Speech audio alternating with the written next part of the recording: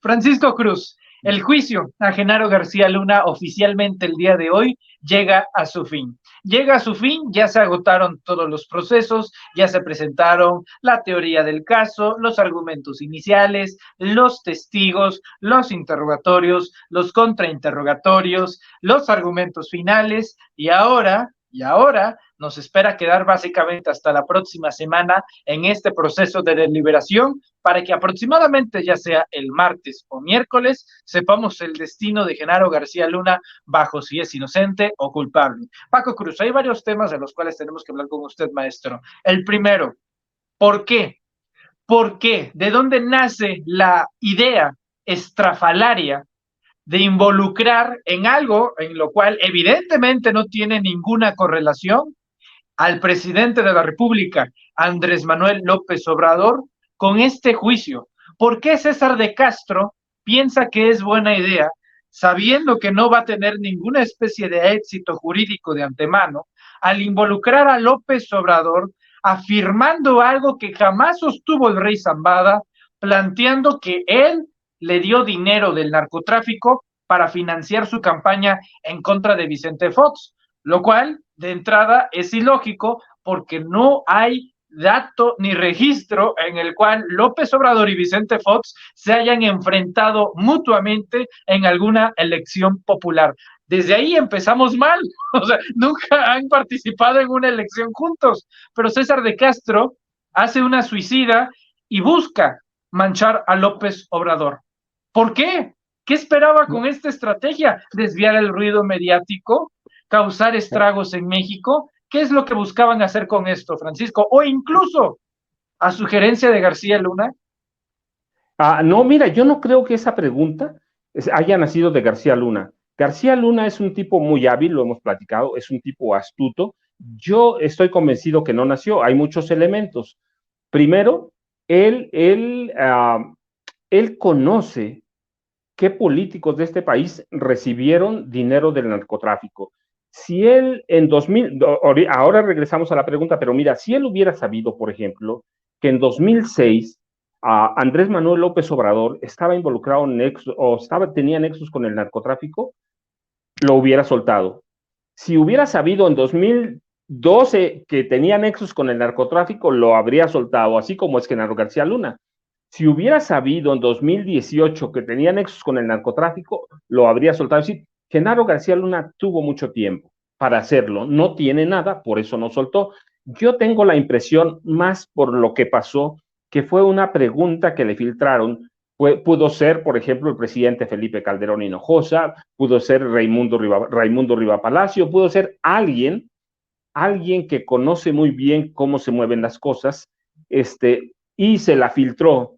El problema con esa pregunta es que como César de Castro no tenía el contexto, planteó mal la pregunta, metió mal todo y en realidad lo que termina haciendo, y yo digo que cuando abres una puerta es peligrosísimo, abre la puerta para investigar qué pasó y supongamos que dio dinero el cártel de Sinaloa para las elecciones de Vicente Fox. Fueron en 2000, ¿cierto? Vicente Fox, Cuauhtémoc Cárdenas Solórzano, Francisco Labastida Ochoa.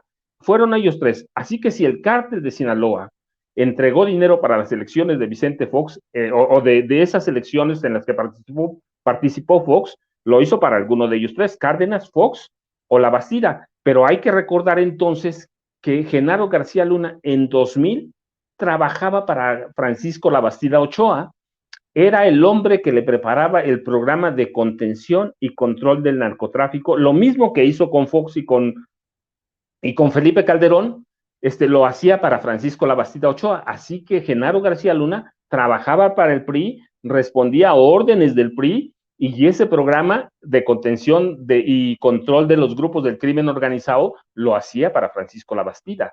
Entonces, si entró dinero de narcotráfico, pues tendría que haber entrado a la campaña de Labastida. ¿Sabes lo peligroso que es eso? Entonces, ¿por qué se acercó al PAN Genaro García Luna? Porque perdió Labastida, se acercó con Martita, que la tenían seguido. Recuerda, Martita era una iniciada en el esoterismo, en las artes del pensamiento, de lo que no se puede ver.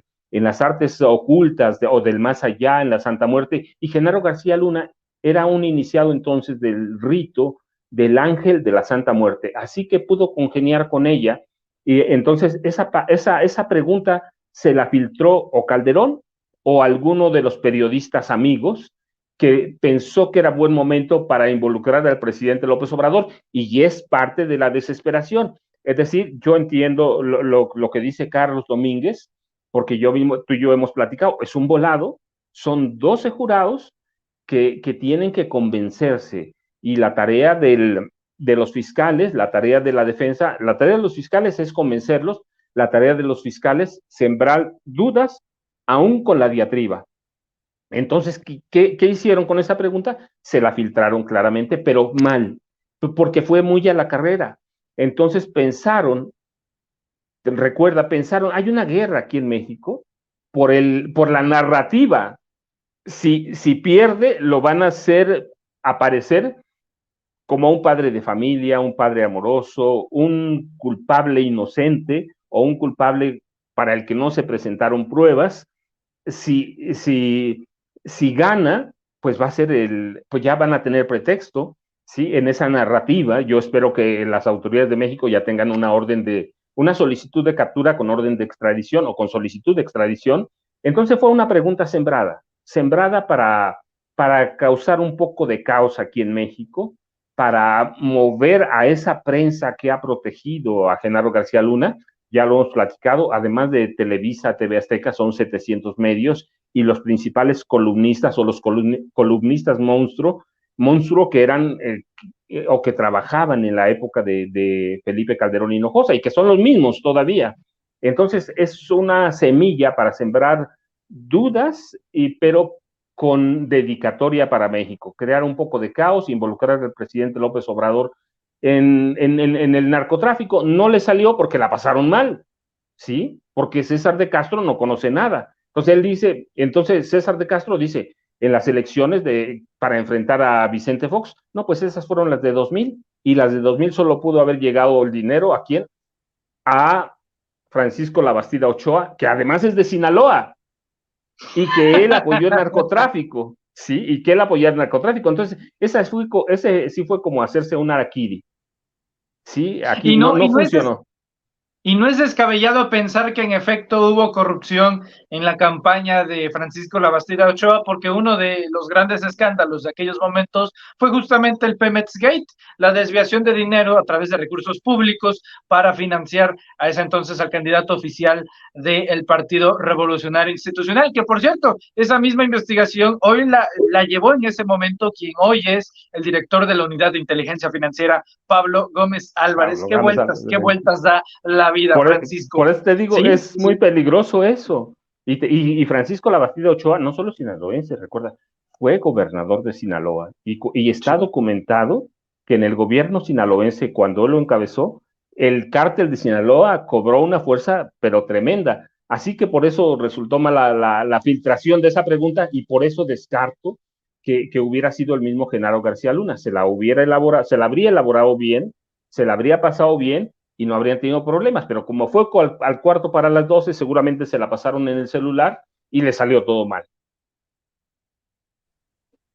Correcto. Maestro Paco Cruz, no periodistas mexicanos, periodistas extranjeros pidieron el día de hoy que por favor tuvieran dignidad periodística los medios de comunicación mexicanos.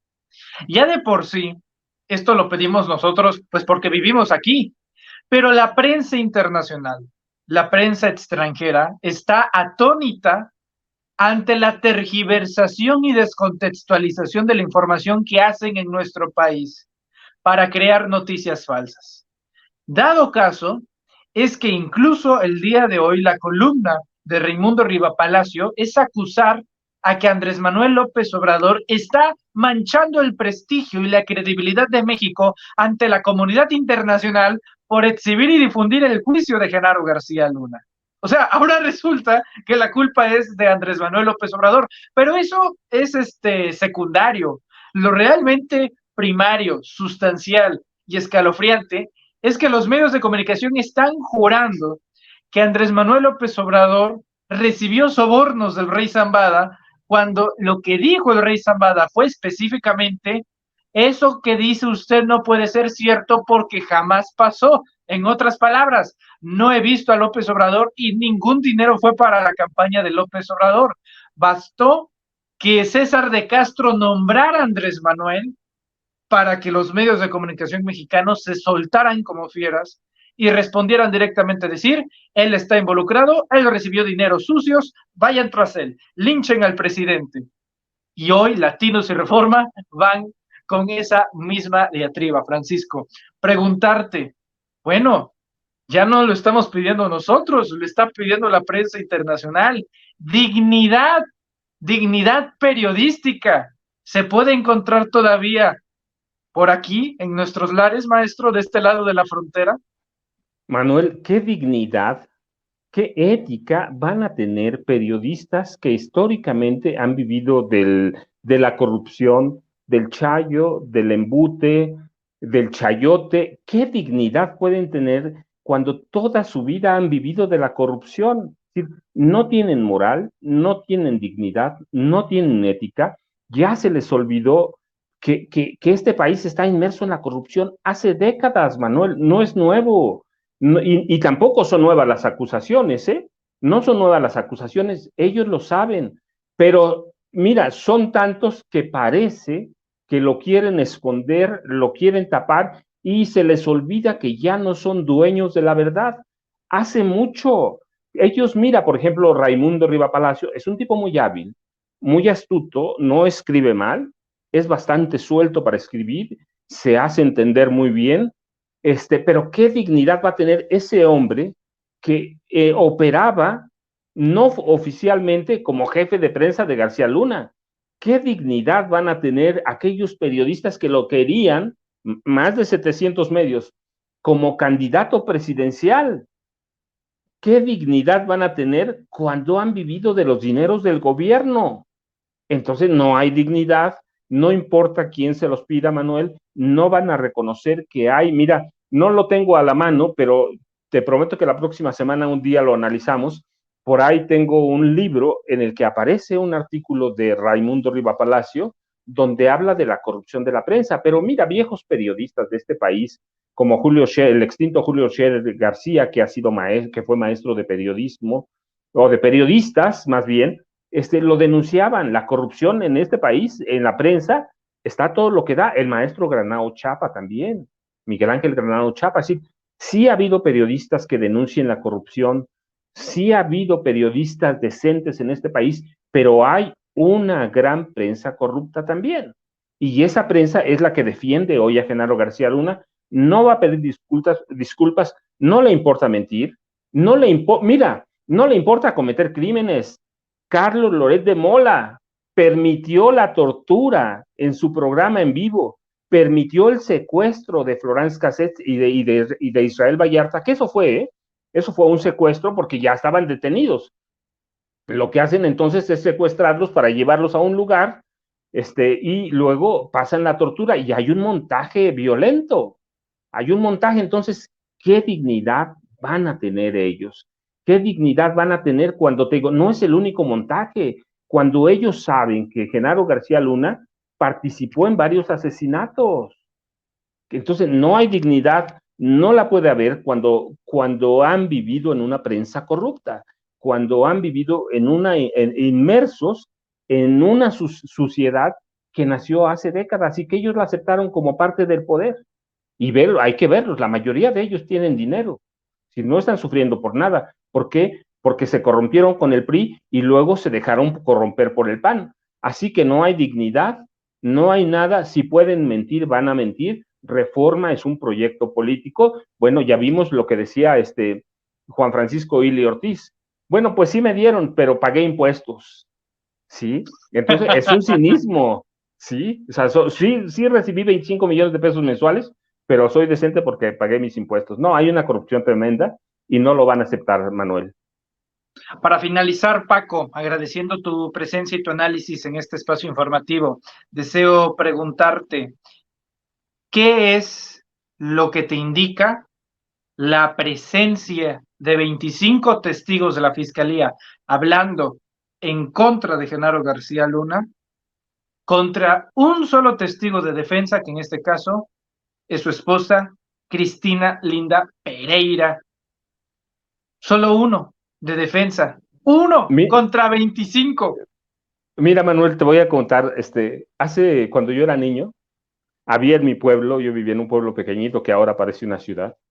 Vivía en un pueblo pequeñito y había un tipo que un día mató a su mamá, pero ese tipo tenía muchos amigos, muchos. Mató a su mamá, él la mató por accidente, no era en realidad un asesino así, grosero, no, la mató por accidente, pero lo llevaron a la cárcel y él estaba lleno de amigos en el pueblo porque era el hombre más rico del pueblo. Sí, entonces, en la cárcel aprendió que ninguno de sus amigos lo fue a visitar, es decir, no tenía amigos, lo que tenía eran interesados. Así le pasó a García Luna, ¿sí? No tiene amigos, pues sí, desde acá afuera le dicen, mira, estamos organizando la campaña, aquí te estamos sosteniendo, pero ninguno ha ido a pararse a la cárcel, ninguno ha ido a pararse al juicio, ninguno se fue a presentar con los fiscales y a decirles, yo quiero testificar en favor del ingeniero Genaro García Luna. Es mi amigo y quiero meter las manos al fuego por él porque es un hombre decente. No, es un hombre terriblemente solo. Yo tengo la sensación de que ya lo entendió.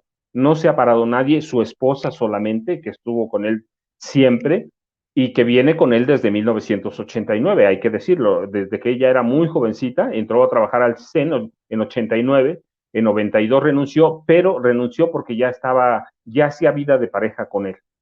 Entonces, ningún amigo, Manuel, ninguno, está solo. Es un hombre que cuando tuvo poder lo acompañaron todos los medios de comunicación. Hoy es un hombre solo, es un hombre que no tiene a nadie y que está en peligro, ya lo veremos más adelante, de perder su libertad. Pero mira, no importa lo que, para mí siempre te dije, no importa lo que pasa allá. Lo importante es que aquí nos dio oportunidad de armar una carpeta de investigación y yo espero verdaderamente que la Secretaría de Relaciones Exteriores o que el canciller Marcelo Ebrard tenga ya la solicitud de captura con petición de extradición si algo pasa. Lo otro, pues es un volado, hay que esperar, Manuel. Correcto. Maestro Paco Cruz, abusando de su tiempo, por supuesto, porque acaba de llegar esto a la producción de los reporteros MX. No puedo despedirme de usted sin preguntarle acerca de esta defensa que se está llevando por parte ya de legisladores hacia Margarita Zavala. ¿Cómo lo ve usted? Si lo entiende esto como normal. De hecho, creo que tenemos un video.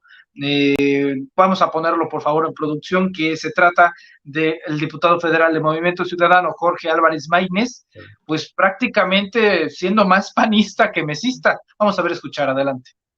Y a quien, mientras a estos señores no los tocan ni con el pétalo de una rosa, son los testigos a los que les creen, todas las sesiones le gritan a esta señora y la acusan de cosas que supuestamente hizo su esposo y la acusan de que estaba enterada y que cómo no iba a estar enterada, mientras tienen en su partido alcaldes, gobernadores y dirigentes políticos vinculados al narcotráfico y al crimen organizado.